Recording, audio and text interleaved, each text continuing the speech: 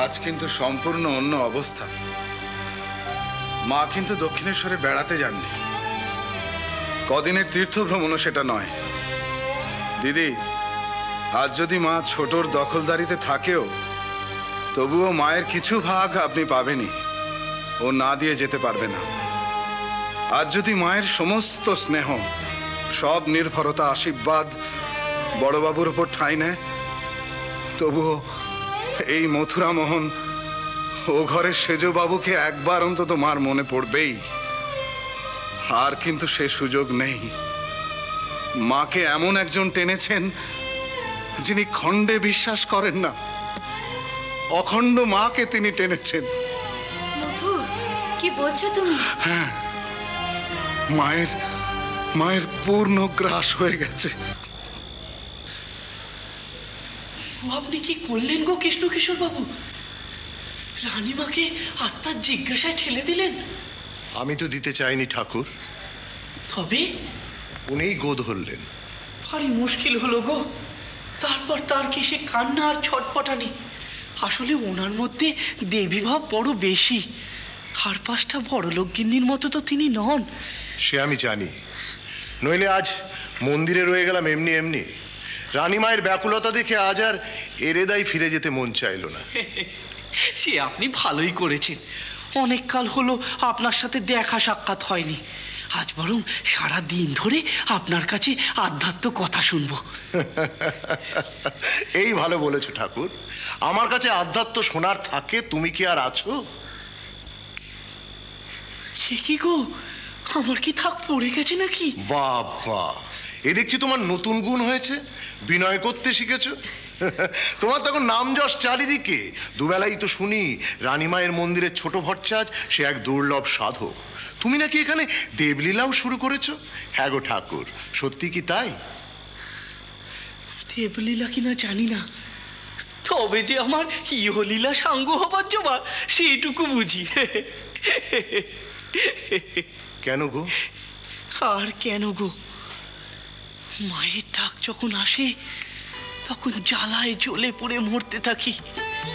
সারা দেহ থেকে আগুনের তাপ বেরোতে থাকে। সে আমি কাউকে বোঝাতে পারবো না গো। সেসব এখনো কমেনি? আর কমবে কি গো, এই কমে এইবারে। এর কোনো ঠিক নেই। মাঝে মাঝে তো একেবারে দেহবোধ রহিত হয়ে পড়ি, ওই তখনই যা শান্তি। এখন আমি যে কি করি? ওই অবস্থায় আমি মাটিতে পড়ে গড়াগড়ি খাই। উঠে দেখি গা হাত পা সব ছড়ে কেটে গেছে। জনে জনে লোকে ডেকে জিজ্ঞেস করে, কি গো, শুলো ব্যথা নাকি পেটে ব্যথা? তাদের আমি কাউকে বোঝাতে পারি না গো। ভগবানের জন্য যে কান্না, যে আকুল বোধ, তা কি কাউকে বোঝানো যায়?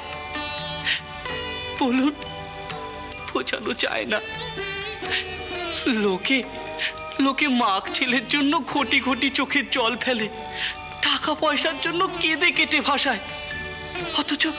অথচ আমি যখন ভগবানের জন্য কাঁদি, সে কাঁদার কেউ থই খুঁজে পায় না। আমি কাউকে বোঝাতে পারি না গো, কাউকে বোঝাতে পারি না। ঠাকুর, তুমি কি ঈশ্বরের দর্শন পেয়েছো? অত সহজে আজ তোমাকে এড়াতে দেব না ঠাকুর। আমার কাছে তোমার যে অধ্যত্ব বা শাস্ত্র শোনার দরকার নেই, তা আমি বুঝে গেছি। বোঝো, এ তো উল্টো কল। ঠাকুর, সত্যি কথা বলবে? এই দেখো, আমি কি মিথ্যে কথা বলি নাকি? তুমি যে রানীমাকে আত্মার পথে নিয়ে যাচ্ছিলে, তুমি তোমার আত্মাকে চিনেছো? বলো ঠাকুর, চুপ করে থেকো না। আজ আমি আমার প্রশ্নের উত্তর না নিয়ে যাব না। রানীমাকে আত্মতত্ত্ব বোঝাতে গিয়ে আমি যেখানে থমকে গেলুম, তুমি তারপরেও তাকে অবলীলায় নিয়ে চললে। আমি জানি না আত্মতত্ত্বের দুর্লভ পথ তুমি কি করে জয় করলে। মুনি ঋষিরাও যে কাজ করতে গিয়ে হিমশিম খেয়ে গেছে। তুমি কোন শক্তি বলে সে পথের পথিক হয়েছ, আমাকে তা জানতেই হবে। বলো ঠাকুর, আজকের এই মুহূর্তটুকু আমার বাকি জীবনের সম্পদ হতে দাও ঠাকুর। এ কথা কি বলি গো আপনাকে? আত্মার উপর থিতু না হয়ে তাকে কি বোঝার উপায় আছে? নেই। আত্মা সব প্রকাশ। ঠিকই তো। তাহলে আত্মা তো কোনো বিষয় নয়, তাকে দেখা যায় এমন কোনো কিছুও নয়, বাইরে প্রকাশ পায় এমন কোনো ভাবও নয়। তার তো কোনো ছাঁচও নেই, ঢংও নেই যে তাকে ছুঁয়ে বুঝবো, দেখে চিনবো। বুদ্ধি তোর জ্ঞানের অভিমান দিয়ে আত্মাকে চেনা যায় না, তাকে বোঝা যায় না। আমাদের বুদ্ধি জ্ঞান সব তো নড়ে চড়ে ওই বিষয় নিয়ে।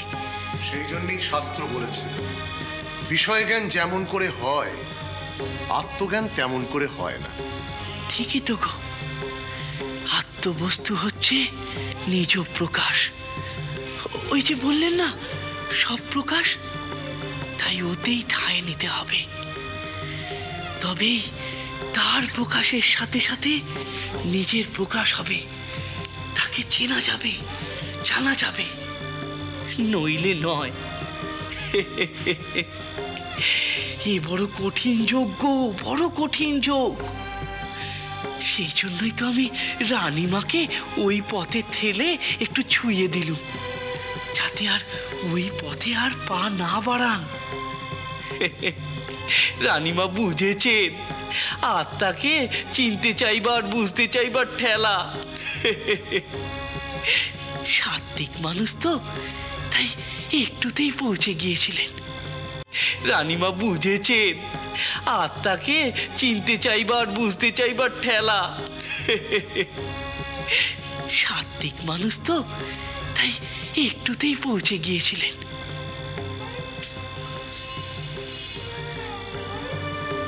আচ্ছা, আপনি কখনো সেই পথে গেছেন? না ঠাকুর, আমি জানি আমি পারবো না। ভালোই করেছেন, শেষকালটায় সে তাঁতির মতো হাল হতো। ওই যে লোকে বলে না, খাচ্ছিলি তাঁতি তাঁত বুনে, কাল হলো এড়ে গরু কিনে। কাল হলো এড়ে গরু কিনে। ঠাকুর ঠাকুর ঠাকুর, আমার আরেকটা কথা জানার বাকি ঠাকুর। কি কথা? এই দেখো, সব কথা শেষ কথা তো হয়েই গেল। তোমার গুরু কার কাছে তুমি জীবতত্ত্বের, পরতত্ত্বের এমন জ্ঞান পেয়েছো? কার শিক্ষাতে তুমি কঠিন শাস্ত্রতত্ত্ব এমন জলের মতো প্রাঞ্জল করে নিয়েছো? এ কি প্রশ্ন করে বসলেন বলুন দেখিনি আপনি? গুরু আর পেলাম কই? গুরুর খোঁজেই তো কত জনার পায় হাতে ধরলুম, যাতে গুরু পাই।